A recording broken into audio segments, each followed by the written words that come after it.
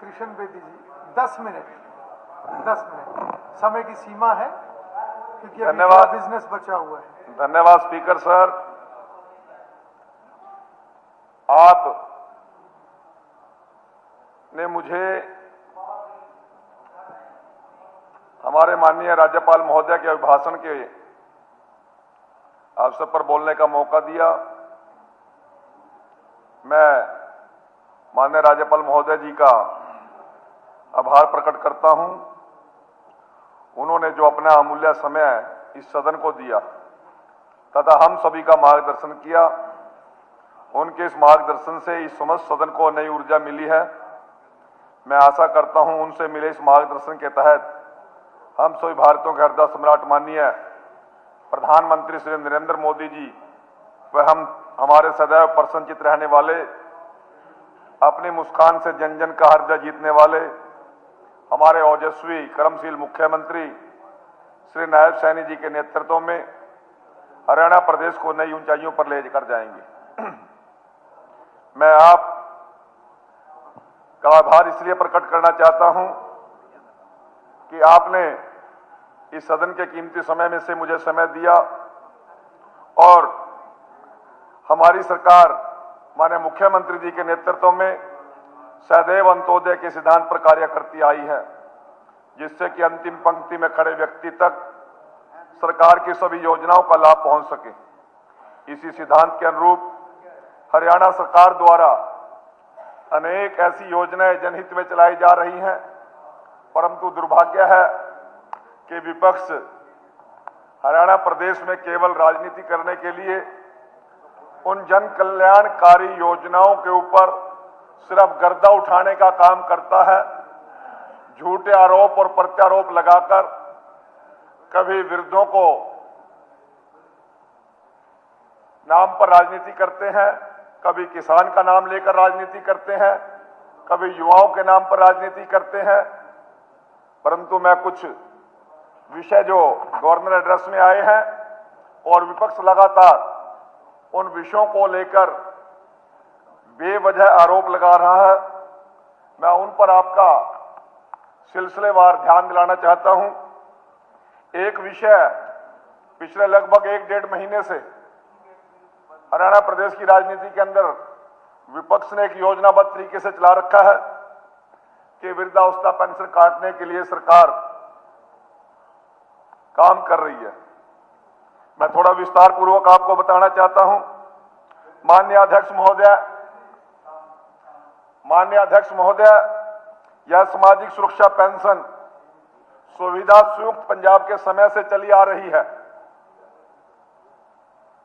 जब यह हमारा हरियाणा राज्य पंजाब का हिस्सा था, उस समय वर्ष 1964-65 में यह पेंशन वृद्धा सम्मान भत्ते के रूप में इसकी शुरुआत 15 रुपए से हुई थी, जिसका विवरण इस प्रकार से मैं आपको विस्तार पूर्वक देना चाहता हूं।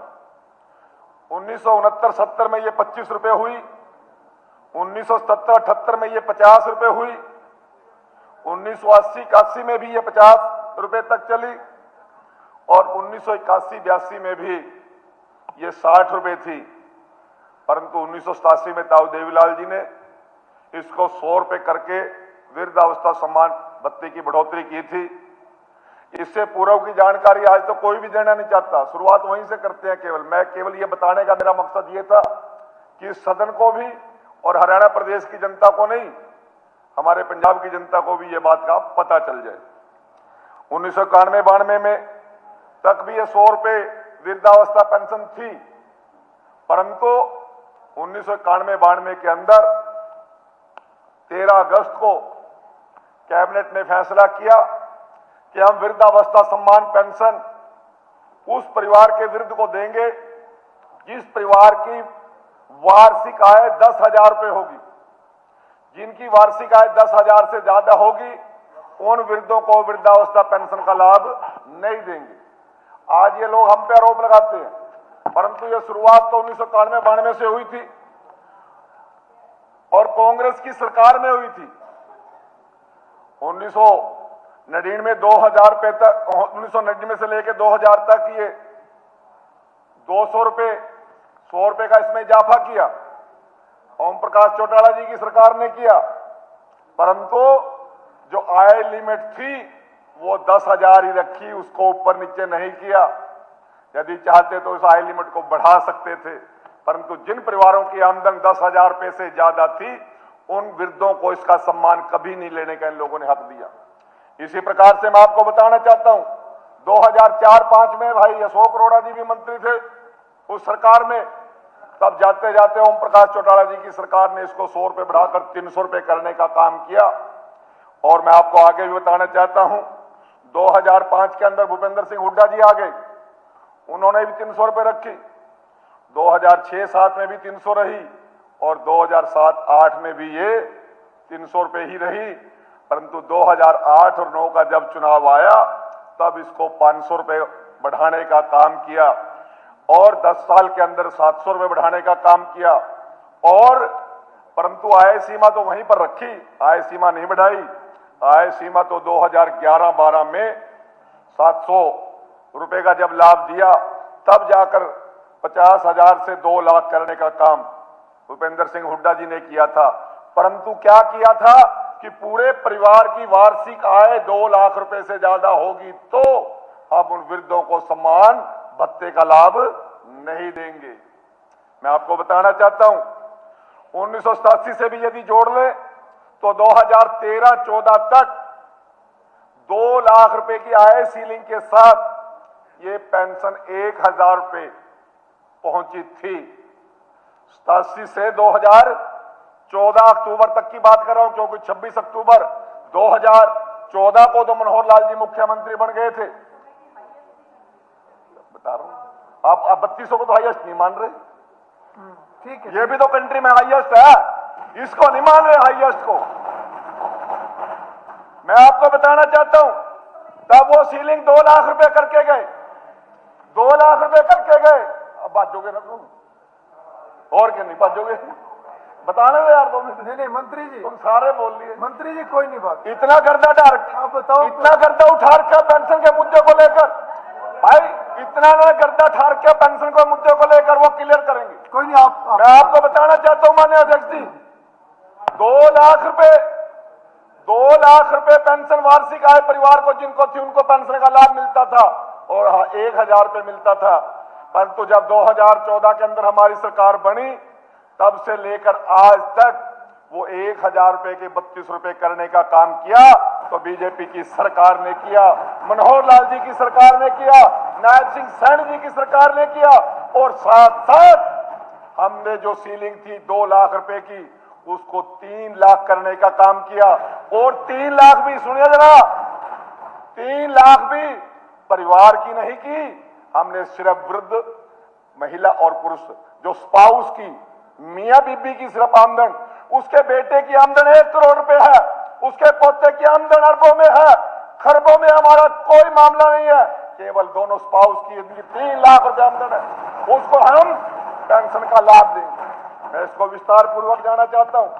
आज ये 3200 रुपए जो नायब सिंह सैनी के द्वारा वो भेजे जाते हैं वो मेरे वृद्धा के सम्मान की पेंशन उनके सीधे अकाउंट में जाती है। 10 तारीख को मेरा मुख्यमंत्री यहां से बटन पुश करता है, 3200 रुपए बुजुर्ग की जेब में जाते हैं। और मैं दूसरी बात बता दूं, मैं दूसरी बात ही बता रहा हूं अभी आपको, पहले भाई 100 रुपये पेंशन मिले करती, 200 रुपए मिले करती, पूरे गांव में पिप्पा बजा कर क्या करते, पिल्सन देने आ रहे हैं और मेरे बुजुर्ग वहां तक घिसटते हुए जाया करते थे। क्या सुनिए,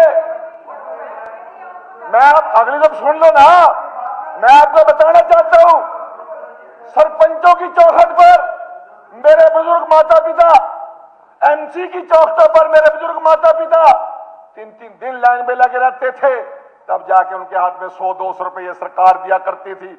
इसी सदन की बात बताना चाहता हूं, मनोहर लाल जी मुख्यमंत्री थे, हमारी सरकार पहली बार बन के आई, तब भी ये विभाग मैं ही देखता था। मनोहर लाल जी ने वहां से घोषणा की कि मैं इसको ऑनलाइन सिस्टम से, बैंकिंग सिस्टम से जोड़ना चाहता हूं। पूरी बात है, मेरा पॉइंट पूरा दो, मेरा पॉइंट पूरा दो, मैं पूरा पॉइंट होने दो, मैं बताऊंगा आपको, मैं बताऊंगा, मैं बता रहा हूं ना, मैं आप ही की बात बता रहा हूं, मैं बता रहा हूं, मैं नहीं बोल रहा हूं गलत, मैं गलत नहीं बोल रहा हूं। चलिए आपको कोई कहना होगा, आप बाद में कह लेना। मैं आप बताना अपनी चाहता बात- हूं, भूपेंद्र हुड्डा जी उस समय मुख्य में हुआ, नेता प्रतिपक्ष नहीं थे। नेता प्रतिपक्ष उस समय अभय सिंह चौटाला जी थे।